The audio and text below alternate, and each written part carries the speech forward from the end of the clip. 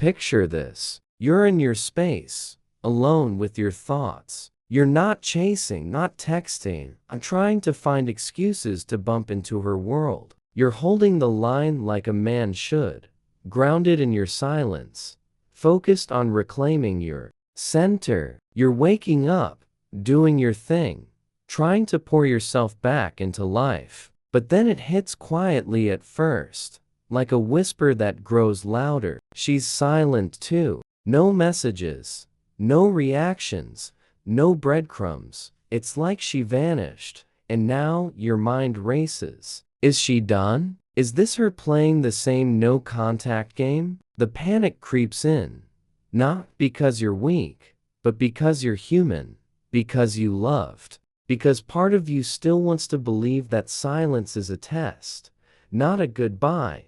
But let me pull you out of that spiral right now. This isn't a war where the first to speak loses. This isn't a battle of egos where texting first is surrender.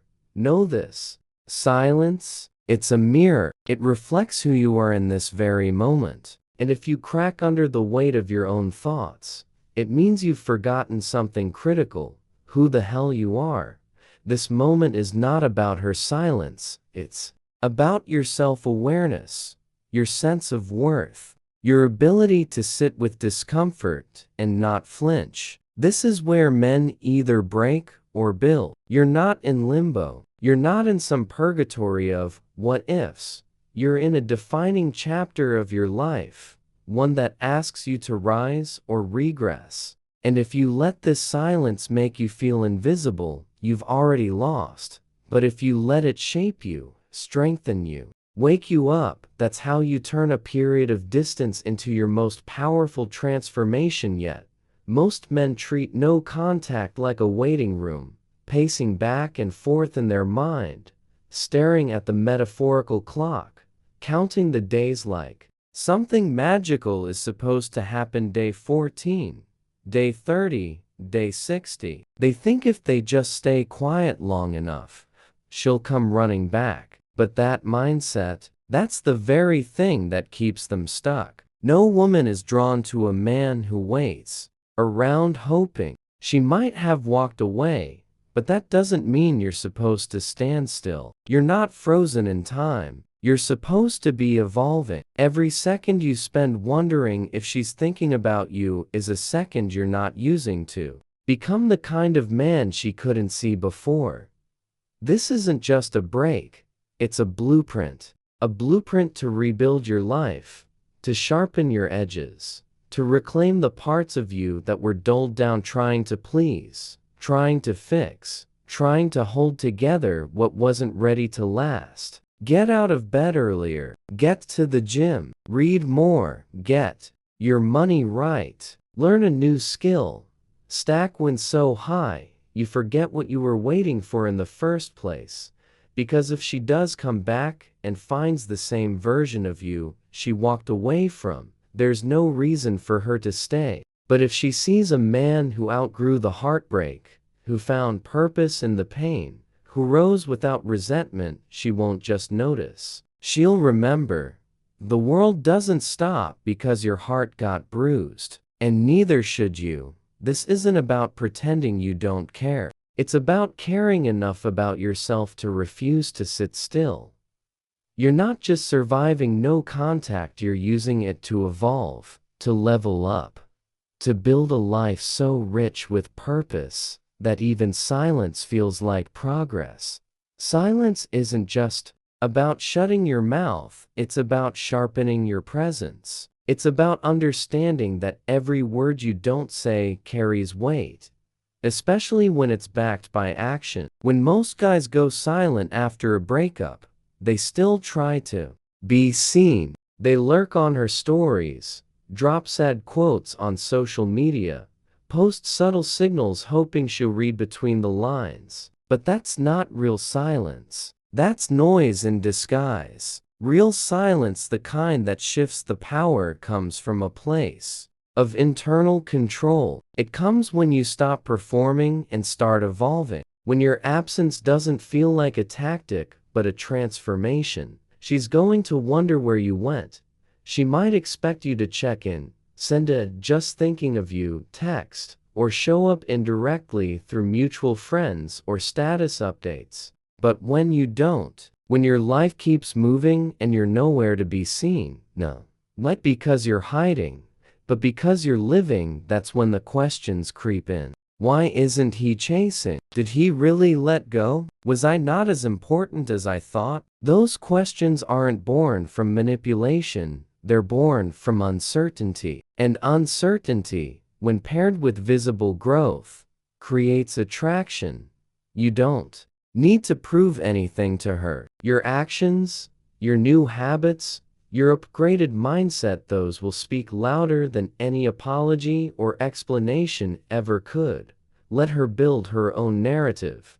Let her assumptions age while you become unrecognizable, in the best way. She doesn't need updates. She needs to feel the shift even if it's from a distance. That's how you control the narrative without uttering a single word. Not by trying to correct her view of the past, but by becoming the kind of man whose future makes her question everything she thought she knew. Emotional discipline is a weapon, and very few know how to wield it. After a breakup, most guys become emotionally transparent. They wear their pain, their frustration, their confusion right out in the open. They post cryptic things, send guilt-laced messages, try to trigger jealousy with staged photos or sudden flings. They bleed emotion hoping she'll notice. But here's the truth. The more you show your hand, the less power you hold. Because when she sees that you're still tied to her reactions, still driven by what she might think or feel, she knows you haven't moved on, you're just pretending. That's why emotional control is the rarest and most powerful trait a man can possess in no contact. When you can sit with all the pain, all the urges to reach out, all the late-night impulses, and still stay composed, that's when the shift begins. She doesn't expect that. She expects you to crack, to text her some long emotional paragraph, to snap and say something reactive. But when you stay calm, readable, collected, it forces her to look at you differently. You're not who you used to be. You're not predictable anymore. That silence you hold, it begins to echo. It creates a mystery, a tension, a curiosity she can't ignore. But you don't do this for her. You do it because mastery over your emotions is mastery over your life. You stop being controlled by external validation. You don't seek answers from her, you build peace within yourself. And when you have that kind of control, when you operate from a place of strength rather than desperation, you start to radiate something rare. The kind of presence that isn't loud, but is impossible to ignore.